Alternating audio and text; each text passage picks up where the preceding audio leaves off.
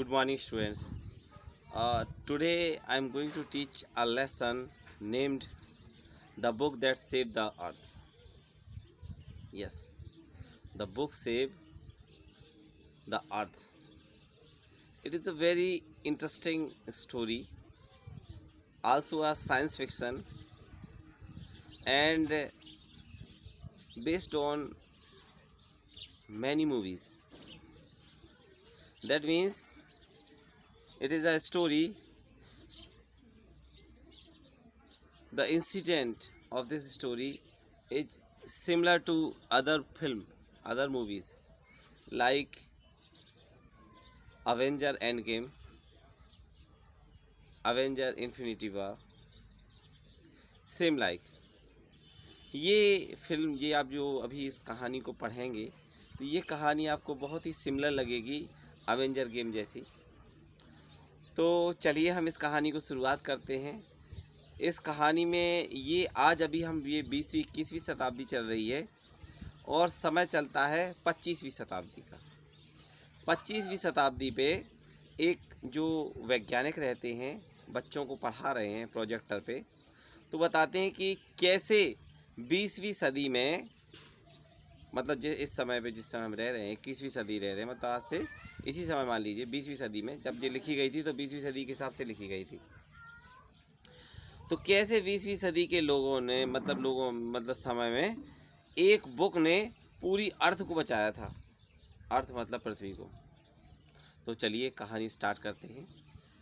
समय रहता है 20th सेंचुरी, 20वीं शताब्दी रहती है। तो क्या होता है कि हमारी जो कहानी के जो विलेन हैं, विलेन मतलब एक आपने थैनस का नाम सुना होगा, एंड गेम में सुना होगा, इन्फिनिटी वार में। तो थैनस का क्या मकसद था कि वो चाहता था पूरे ब्रह्मांड पे अपना कब्जा कर लें और एक एक करके वो अलग अलग प्लैनेट पे कब्जा करता जा रहा था, बर्बाद करता जा रहा था। सेम इसी तरह से हमारा जो इसमें जो विलेन है उसका नाम है थिंक टैंक। क्या? थिंक टैंक, जिसकी साइज एक अंडे की आकार थी। जैसे आपने हम्टी डम्टी वाला एक इसलिए मतलब एक राइम है वो सुनी होगी, Humpty Dumpty set on the wall. तो उसमें जो हम्टी का जो फिगर दिखाया गया था उसी तरीका का था। तो ये जो थिंक टैंक रहता है ये धीरे धीरे करके सभी ग्रहों पे अपना कब्जा करता जा रहा था। तो इसने मार्स पे भी कब्जा कर लिया था, मार्स के लोगों को बर्बाद कर दिया था, मार दिया था, और मार्स पे भी अपना पूरा कब्जा कर लिया था। उसके मार्च के बाद वो सोचता है अपने जो उसका जो सेक्रेटरी रहता है, या मान लीजिए उसका जो मंत्री रहता है नूडल, उससे कहता है कि भाई ऐसा है कि हमने काफ़ी समय पे मार्स पे राज कर लिया, अब कोई एक ऐसा ग्रह बताओ जो हम उस पर कब्जा करें। तो नूडल बताते हैं कि यहाँ पे एक बहुत अच्छा ग्रह है जिसका नाम है पृथ्वी, अर्थ, और अगर उस पर कब्जा किया जाए तो बारी नहीं आ रही। लेकिन नूडल कहने लगा वहाँ के लोग बड़े ख़तरनाक हैं, बड़े ख़तरनाक, दे आर वेरी डेंजरस। तो जो थिंक टैंक है वो सोचने लगा कि अगर डेंजरस हैं तो ऐसा ना हो कि मेरे को मार दें। तो वो क्या करता है कि पहले अपनी कुछ एक सेना भेजता है, कुछ एक मतलब सीक्रेट एजेंट भेजता है, जिसमें कि ओमेगा रहती हैं, सर्जेंट रहते हैं, सर्जेंट ऊप रहते हैं, और लेफ्टिनेंट आयोटा रहती हैं।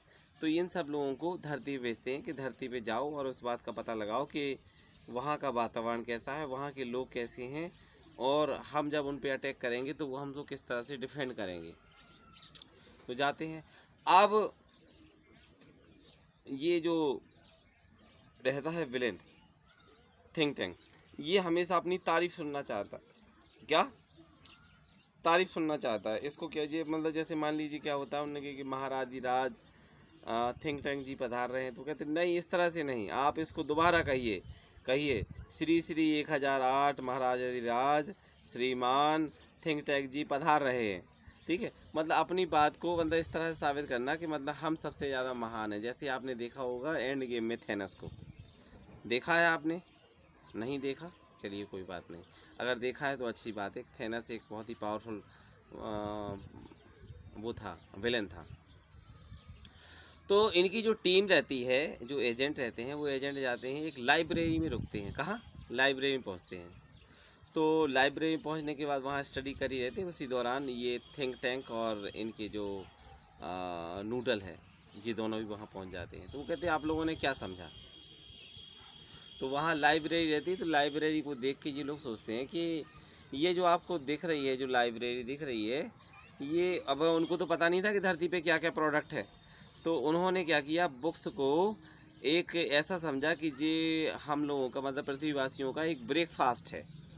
मतलब क्या है, एक सैंडविच है, ठीक है। इसको एक सैंडविच के रूप में माना कि ये सैंडविच है और इसको पृथ्वी के लोग खाते हैं। तो ये हमारे जो विलेन हैं जिनका नाम है थिंक टैंक, इन्होंने कहा। अब इन्होंने कहा तो सब लोगों को स्वीकार करना था उसकी बात को। जब इन्होंने कह दिया कि ये रात है तो रात ही मानना है सबको, या किसी ने कह दिया कि देखो ये सोना है तो सोना मानना है, तो थिंक टैंक ने कहा नूडल से। अब नूडल तो बहुत चालाक था, क्योंकि उसको लग रहा था कि ये खाने वाली चीज़ नहीं है। तो वो क्या करता है, अपनी जो सेक्रेटरी रहती है, मतलब जो जूनियर इंजीनियर जूनियर रहती है, जूनियर एजेंट रहती है ओमेगा, उसको दे देती है कि आप ओमेगा को दीजिए, ओमेगा खा के बताएगी। तो ओमेगा भी थोड़ा सा चालाक रहती है, तो वो कहती है कि जो हमारे जो और ज़्यादा सीनियर हैं सर्जेंट आयोटा, उनको बताइए। तो आयोटा से कहते हैं कि ठीक है आप खाइए। तो चूँकि वो कागज़ था, मतलब कागज़ की बुक थी और उसको कोई कैसे खा सकता है, तो ये कहते हैं। फिर ये उसके बाद जो आयोटा रहती वो भी चालाक है, वो कहती जी हमारी सबसे बड़ी जो सर हैं इनका नाम है सर्जेंट ऊप, है ना। तो सर्जेंट ऊप को दे दिया, तो सर्जेंट ऊप को दिया जाता। अब सर्जेंट ऊप के पीछे कोई था ही नहीं, तो सर्जेंट है उसको थोड़ा सा मतलब काटने का प्रयास करते हैं, आसानी से नहीं करता, फिर उसको दांत से ज़बरदस्ती काटते हैं, ज़बरदस्ती चबाने का प्रयास करते हैं। अब बताइए कोई कागज़ कैसे खा सकता है, और ज़बरदस्ती निकल जाते हैं। अब ये सब देख रहा था, तो जो क्या है थिंक टैंक देखता है, और थिंक टैंक को लगता है कि शायद ये जो खाने वाली चीज़ नहीं है, अगर खाने वाली चीज़ होती तो आसानी से इसको खा सकते थे। तो कहते खाने वाली चीज़ नहीं, ये कोई संपर्क करने वाली चीज़ है, मतलब इससे कोई मैसेज वगैरह यहाँ से वहाँ आता है। तो कान में लगा के देखता, कहते यहाँ से कोई आवाज़ आती है, तो कहते तुम भी कान में लगाओ।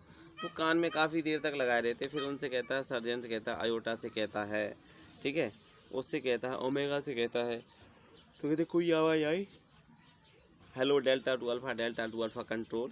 तो कहते नहीं, आवाज़ कोई नहीं, आवाज़ नहीं आई। फिर जो नूडल रहता है वो होशियार रहता है, वो कहता है ऐसा इसमें ऐसा है कि इसमें खोल के देखें। तो उसमें देखता कि उसमें पेज पलटे, मतलब पेज थे, उसमें बहुत सारे पेज थे, तो पेज पलट रहे थे। तो कहता कि ठीक है, इसमें हमें ये पेज लग रहे हैं और ये हमें लग रहा है कि कोई कम्युनिकेशन की बुक है, मतलब कोई चीज़ है, और इसको हम अभी समझ नहीं पा रहे हैं क्योंकि हमारे पास वाइटामिन्स की कमी है, मतलब एक गैजेट की कमी है जिससे कि हम इनकी भाषा समझ लें। तो क्या करते हैं कि ऐसा गैजेट निकालते हैं, है ना। तो उसके जो गैजेट के कुछ पार्टिकल्स रहते हैं उसको ले लेते हैं, और ईशान सिंह ले लेते हैं, और वो क्या करते हैं उसको खा लेते हैं। अब उसके खाने के बाद उनको समझ में आता है कि ये एक बुक है, और वो रहती है असल में एक बुक रहती है मदर गुज नाम की बुक, ठीक है, एक राइम बुक रहती है जो नर्सरी वाले बच्चे पढ़ते हैं।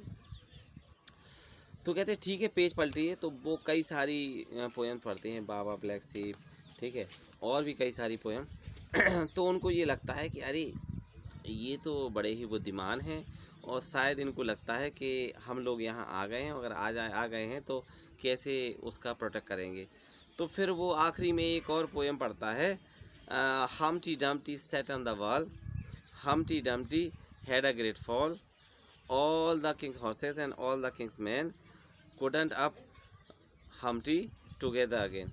तो ये जो पोएम पढ़ते हैं तो उसका मतलब देखते हैं कि ये जो इसमें जो हम्टी बना हुआ है जो है ना, उसका फिगर बिल्कुल से अपने जो इसका विलेन है, क्या नाम है उसका, थिंक टैंक, उसी जैसा था। और वो सोचता है कि शायद इन लोगों को, मतलब जो पृथ्वी वाले लोग हैं, उनको शायद हमारे बारे में पता चल गया है, और अगर वो हमारे ऊपर अटैक करेंगे तो हम ऐसे टूट जाएंगे और फिर हम सही नहीं हो पाएंगे। वो देखता है, वो उस चीज़ को समझता है, वो कहता है ठीक है। तो अपने सभी लोगों को आदेश देता है कि hello sergeant Omega, sergeant lieutenant Iota and sergeant Oop and along with Noodle, we have to move here from now. हमें यहाँ से भाग चलना चाहिए क्योंकि हमें लगता है कि पृथ्वी वाले लोगों को इस बात के बारे में पता चल गया है कि हम यहाँ आ गए हैं और उन्होंने पूरा प्लान बना लिया है कैसे हमको मार दिया जाए, और अगर हम मर गए तो फिर क्या होगा, तो हम मरना नहीं चाहते हैं। So let's go to the Mars. और वो क्या होते हैं, मार्स से आते हैं, मार्स ही चले जाते हैं। फिर बाद में वो कहते हैं मार्स में भी शायद हम सुरक्षित नहीं हैं, मार्स से भी कहीं और जाके निकल जाते हैं। तो इस तरह से जो हमारी एक बुक थी, नर्सरी राइम की बुक थी मदर गूस, उस बुक ने किस तरह से हमें मतलब धरती को बदल, धरती के लोगों को वो लोग क्या करते थे, अर्थलिंग कहते थे। क्या अर्थलिंग मतलब अर्थ के जो क्रिएचर हैं उनको। तो ये इस तरह देखते हैं किस तरह से जो एक बुक है उस बुक ने हमें बचाया। मतलब ये 25वीं शताब्दी में बताया जा रहा है लोगों को कि जो 20वीं शताब्दी में ये अटैक हुआ था मार्शियन का, लेकिन चूँकि वो युग था, मतलब जो 20वीं शताब्दी था वो बुक्स का युग था। हम 21वीं शताब्दी में अभी जी रहे हैं जी, हमारा मोबाइल का युग है, 3G 4G स्पीड का युग है, ब्रॉडबैंड का युग है, इसमें हम फेस टू फेस बात कर लेते हैं। लेकिन 20वीं शताब्दी तक ये सारी सुविधाएँ नहीं थीं और हम इन सब चीज़ों से अनजान थे। ठीक है, आज हम ये सारी चीज़ों को आसानी से यूज करते हैं और 25वीं शताब्दी तक देखते हैं क्या होता है। ठीक है, so this is your book, this is your lesson, the book that save the earth from footprints without feet. This is your last lesson and this is very interesting and science fiction lesson. And I would like to remind you that if you like this lesson, if you read this lesson, if you watch my video, then please tell me in your tell me your answer and tell me your feedback. Give your feedback on this channel. Thank you.